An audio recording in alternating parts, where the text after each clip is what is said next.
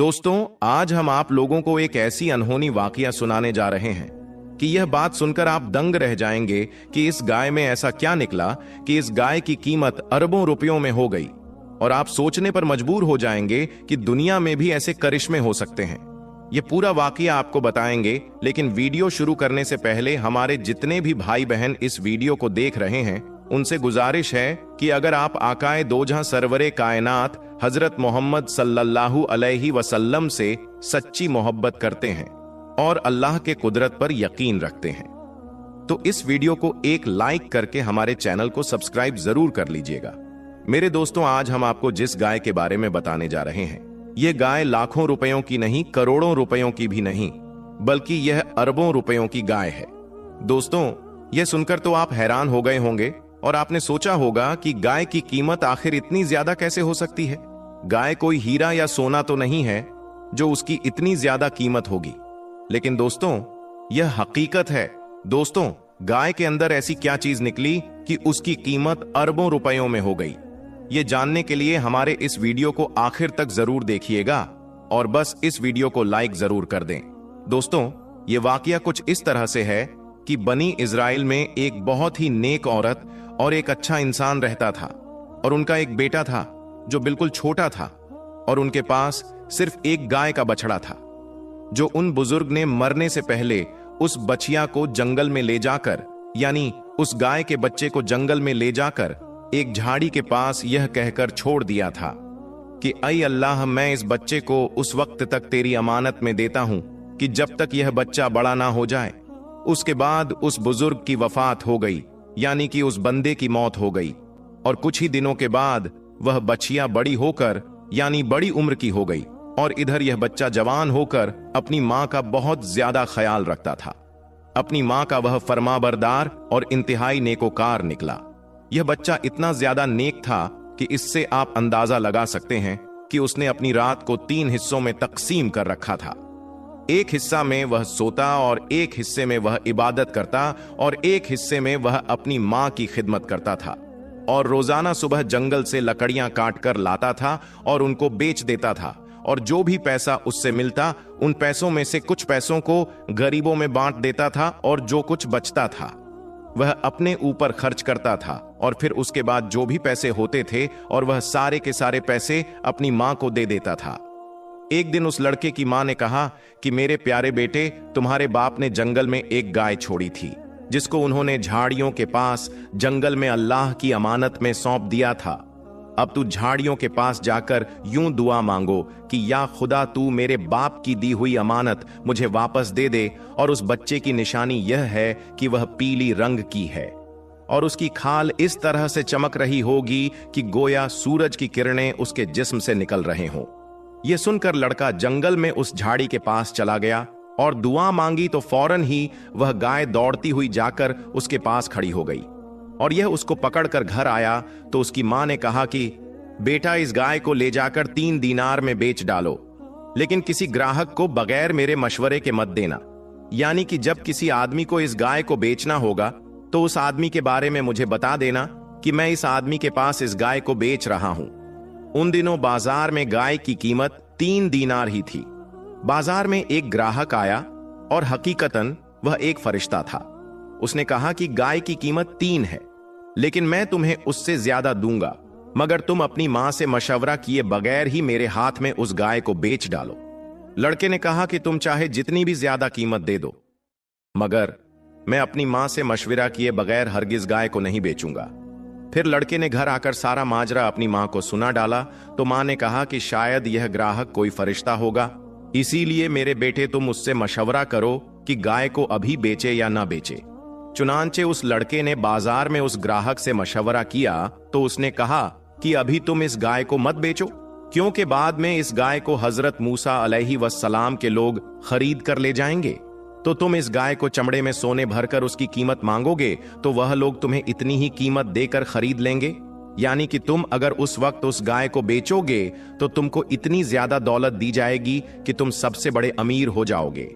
चुनांचे चंद ही दिनों के बाद बनी इजराइल के एक बहुत ही मालदार आदमी जिसका नाम आमिल था, उसके चाचा के दोनों लड़कों ने उसको कत्ल कर दिया और उसकी लाश को एक वीरान जगह पर फेंक दिया।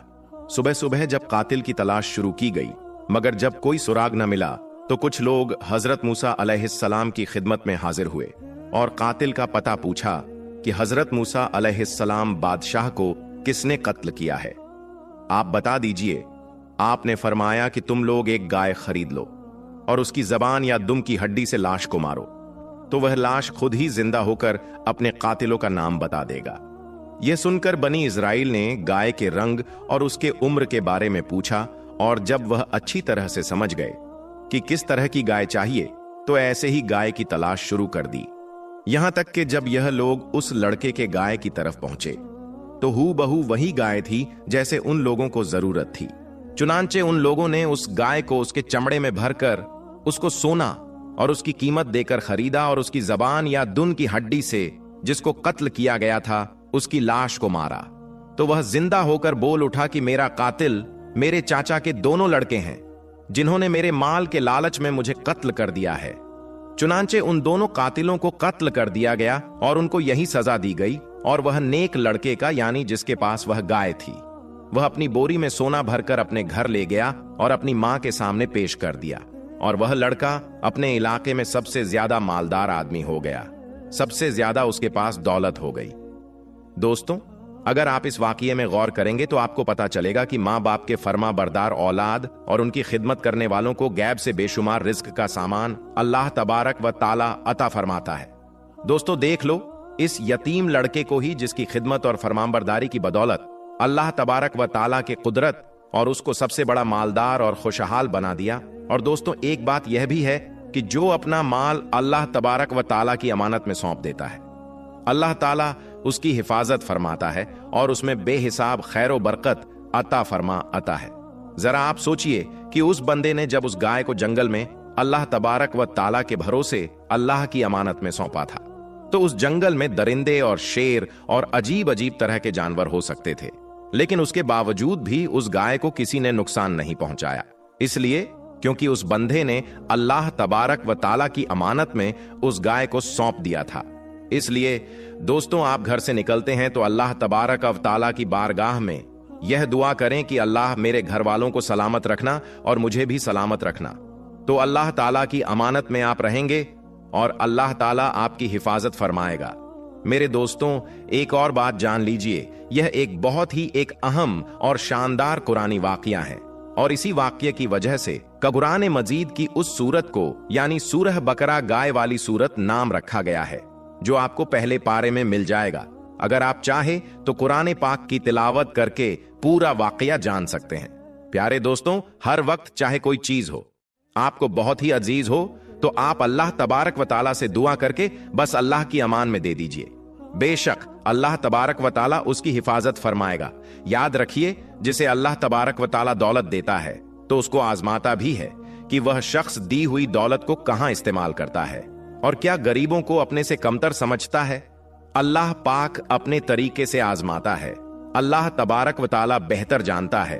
अल्लाह ताला से दुआ है कि हम सब मुसलमानों को कहने सुनने से ज्यादा अमल करने की तौफीक अता फरमाएं।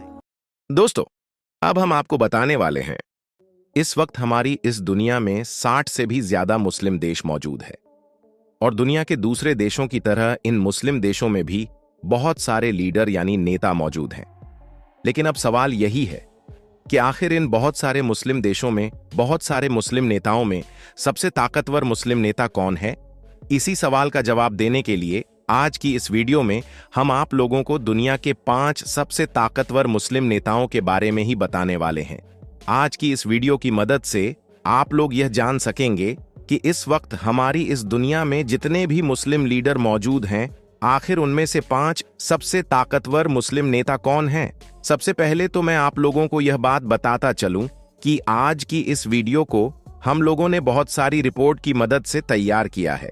इस रिपोर्ट में जिन नेताओं को दुनिया के 5 सबसे ताकतवर मुस्लिम नेताओं के तौर पर दिखाया गया है, उनके बारे में यह भी दावा किया गया है कि यह 5 मुस्लिम नेता इतने ज्यादा ताकतवर हैं कि आज के दौर में कोई भी इंसान इन लोगों से दुश्मनी मोल नहीं लेना चाहता। तो चलिए बिना किसी देरी के इस लिस्ट को शुरू करते हैं। इस रिपोर्ट के मुताबिक दुनिया के 5वें सबसे ताकतवर मुस्लिम नेताओं की इस लिस्ट में 5वें नंबर पर नाम आता है मोहम्मद बिन हसन अल उलवी का। दोस्तों, मोहम्मद हसन उसी मोरक्को देश के बादशाह हैं जिसे किसी द्वारा में मराकिश के नाम से भी जाना जाता था। हाँ, मोहम्मद बिन हसन अल उलवी यानी मोहम्मद हसन की ताकत का अंदाजा इस बात से भी लगाया जा सकता है कि वह मोरक्को के इस तख्त पर पिछले लगभग 25 साल यानी 1999 से विराजमान है। इतना ही नहीं, मोहम्मद हसन के बारे में एक खास बात तो यह भी है कि खून के रिश्ते से इनका रिश्ता हजरत मोहम्मद सल्लल्लाहु अलैहि वसल्लम के साथ ऊपर जाकर जुड़ जाता है, यानी यह नबी करीम सल्लल्लाहु अलैहि वसल्लम की नस्ल से है। आपको यह बात भी बताते चलें कि यह जिस खानदान से हैं, मोहम्मद हसन यानी हसन का ताल्लुक एक ऐसे खानदान से है जो लगभग 400 सालों से मोरक्को पर हुकूमत कर रहा है। इस खानदान की सल्तनत की बुनियाद 1631 में रखी गई थी। अब अगर बात की जाए मोहम्मद हसन के बारे में तो उनकी उम्र इस वक्त 61 साल की हो चुकी है। दोस्तों, अब बात करते हैं हमारी दुनिया के चौथे सबसे ताकतवर मुस्लिम नेता के बारे में, और वह हैं king of Jordan Abdullah second. वही अब्दुल्ला सेकंड जो पिछले लगभग 26 साल से यानी 1999 से लगातार जॉर्डन के इलाके पर राज कर रहे हैं। आप में से जो लोग भी नहीं जानते हैं, मैं उनको बताता चलूं कि यह वही जॉर्डन है जिसे किसी दौर में उर्दन के नाम से भी जाना जाता था। अब्दुल्लाह सेकंड की गिनती भी इस वक्त दुनिया के सबसे ताकतवर मुस्लिम लीडर्स में की जाती है। किंग अब्दुल्लाह ने वैसे तो जॉर्डन को बहुत सारे इलाकों में कामयाब करने की अहम किरदार अदा किया था, साथ ही साथ अक्सर उन लोगों को फिलिस्तीन लोगों की मदद के लिए आगे आते हुए भी देखा जाता है। साथ ही साथ आप लोगों को यह बात भी बताता चलूं कि साल 2004 से लगातार अब्दुल्लाह सेकंड अमन मैसेज नाम की एक तहरीक भी चला रहे हैं, जिसके जरिए से अब्दुल्ला सेकंड का मकसद यह है कि इस्लाम की जो नेगेटिव और झूठी छवि पूरी दुनिया में और ख़ास तौर से यूरोपियन कंट्रीज में फैलाई गई है, उसको एक बार फिर से सही किया जा सके। यानी लोगों को इस तैयारी के जरिए से यह बताया जा सके कि आखिर इस्लाम की असली तस्वीर क्या है। दोस्तों, अब अगर बात करें इस लिस्ट में मौजूद तीसरी ताकतवर नेता के बारे में तो वह है ईरान की सुप्रीम लीडर यानी अयातुल्लाह अली खामनई। दोस्तों, आयतुल्लाह अली खामनई का जन्म 19वीं शताब्दी 39 में हुआ था और इस हिसाब से उनकी उम्र इस वक्त लगभग 86 साल की हो चुकी है। आपको बताते चलें कि अयातुल्लाह अली खामनई ईरान के सेकंड सुप्रीम लीडर हैं। इससे पहले रूहुल्लाह खुमैनी इस पद पर हुआ करते थे। अयातुल्लाह खामनई की ताकत का अंदाजा हम लोग इस बात से भी लगा सकते हैं कि वह ईरान के सबसे ताकतवर कुर्सी पर पिछले लगभग 36 सालों से यानी 1989 से लगातार बैठे हुए नजर आते हैं, और उनको ही ईरान का न सिर्फ सबसे ताकतवर इंसान माना जाता है, बल्कि उनके इशारे पर ही पूरा ईरान भी चला है। इतना भी नहीं दोस्तों, अयातुल्लाह अली खामनई ने ईरान को एक ताकतवर और मजबूत देश बनाने में तो अहम किरदार अदा किया ही है, साथ ही साथ इस बात में भी कोई दो राय नहीं है कि अयातुल्लाह अली खामनई को ही इस वक्त इजराइल के सबसे बड़े दुश्मन के तौर पर भी देखा जाता है, क्योंकि अयातुल्लाह अली खामनई के अलावा हमारे इस दुनिया में शायद ही कोई ऐसा नेता मौजूद होगा जिस पर इजराइल इतना ज्यादा फोकस करता होगा जितना आयतुल्लाह अली खामनई पर करता रहता है। यही वह वजह है कि आज भी वक्त वक्त पर इजराइल और ईरान के बीच झड़पें भी होती रहती हैं। इसके अलावा वेस्टर्न वर्ल्ड का यह भी मानना है कि ईरान अपनी असली ताकत दुनिया से छुपाता है। अगर यह अपनी असली ताकत दिखा दे तो दुनिया मानने लगेगी कि दुनिया में सबसे ताकतवर मुस्लिम लीडर अयातुल्लाह अली खामनई ही हैं। वैसे आपको क्या लगता है? दोस्तों, अब बात करते हैं हमारी दुनिया के दूसरे सबसे ताकतवर मुस्लिम नेता के बारे में, और वह हैं सऊदी अरब के किंग मोहम्मद बिन सलमान बिन अब्दुल अजीज। दोस्तों, आपको बताते चलें कि मोहम्मद बिन सलमान के मुस्लिम दुनिया के एक ताकतवर नेता होने के पीछे एक मेन वजह तो यह भी है कि वह एक ऐसी जगह के बादशाह हैं जिसे पूरी दुनिया के मुसलमानों की तरफ से बहुत ज्यादा पवित्र और मुकद्दस माना जाता है, क्योंकि सऊदी अरब में ही न सिर्फ मक्का जैसा शहर मौजूद है बल्कि साथ ही साथ वह मदीना भी मौजूद है जहां पर मुसलमानों की आखिरी पैगंबर यानी हजरत मोहम्मद सल्लल्लाहु अलैहि वसल्लम की कब्र मौजूद है। और शायद यही वह वजह है कि मोहम्मद बिन सलमान का दुनिया के बहुत सारे मुसलमानों पर बड़ा प्रभाव माना जाता है। मोहम्मद बिन सलमान की पैदाइश 31 अगस्त साल 1985 को हुई थी। इस हिसाब से उनकी उम्र इस वक्त लगभग 40 साल के करीब हो चुकी है। सऊदी अरब के बादशाह बने मोहम्मद बिन सलमान ने बादशाह की कुर्सी पर बैठने के बाद इंटरनेशनल लेवल पर कई बड़े और अहम फैसले लिए थे। सबसे पहले तो उन्होंने तेल की कीमतों को अपने अंडर में ले लिया था। इसके अलावा मक्का और मदीना जैसे पवित्र शहरों की देखभाल भी अपने अंडर में ले ली थी। दोस्तों, अब बात करते हैं इस लिस्ट में मौजूद पहली पोजीशन पर बैठे हुए उस मुस्लिम नेता के बारे में, यानी जिसको इस वक्त दुनिया के सबसे ताकतवर मुस्लिम नेता के तौर पर देखा जाता है, और वह हैं तुर्की देश के राष्ट्रपति यानी रजब तैयब एर्दोगान। दोस्तों, आपको बताते चलें कि एक दौर ऐसा भी हुआ करता था जब रजब तैयब एर्दोगान को तुर्की के बाहर शायद ही कोई इंसान जानता था। मगर आज के दौर में यह सिनेरियो पूरी तरह से बदल चुका है। धीरे धीरे अपने जबरदस्त पॉलिटिकल माइंड की ताकत से रजब तैयब एर्दोगान न सिर्फ पूरी दुनिया में शोहरत हासिल करने में कामयाब हो गए हैं, बल्कि पूरी दुनिया के सबसे ताकतवर मुस्लिम नेता भी बन चुके हैं। आज शायद ही हमारी दुनिया में कोई ऐसा मुस्लिम देश मौजूद होगा जहां पर रहने वाले मुसलमानों के ऊपर रजब तैयब दुकान का प्रभाव ना हो, वरना तो लगभग हर देश में ही रजब तैयब एर्दोगान अपनी छाप छोड़ने में कामयाब हो चुके हैं। रजब तैयब एर्दोगान का जन्म 26 फरवरी 1954 को हुआ था और इस हिसाब से इस वक्त उनकी उम्र लगभग 71 साल की हो चुकी है। आपको यह बात भी बताते चलें कि पिछले कई सालों से लगातार किसी न किसी सूरत में रजब तैयब एर्दोगान तुर्की की सत्ता को संभाले हुए हैं और तुर्की की पूरी बागडोर रजब तैयब एर्दोगान हाथों में ही मानी जाती है।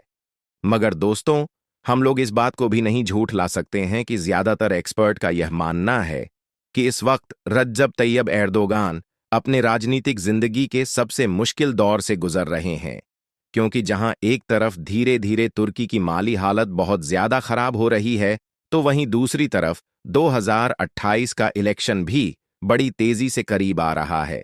तो कहीं ना कहीं अब 2028 का इलेक्शन रजब तैयब एर्दोगान के लिए एक बड़ा चैलेंज साबित हो सकता है। तो दोस्तों, आज की इस वीडियो में बस इतना ही। मुझे उम्मीद है कि आज को इस वीडियो से आप लोगों की नॉलेज जरूर बढ़ी होगी। वैसे आपको क्या लगता है दोस्तों कि इन 5 मुस्लिम लीडरों में सबसे ज्यादा ताकतवर कौन सा लीडर है? अपने हिसाब से आप हमें नीचे कमेंट बॉक्स में जरूर बताएं। फिलहाल दोस्तों, आज की इस वीडियो को हम यहीं पर खत्म करते हैं। वीडियो पसंद आने पर न सिर्फ वीडियो को लाइक करें, बल्कि अपने दोस्तों तक इस वीडियो को जरूर शेयर करें।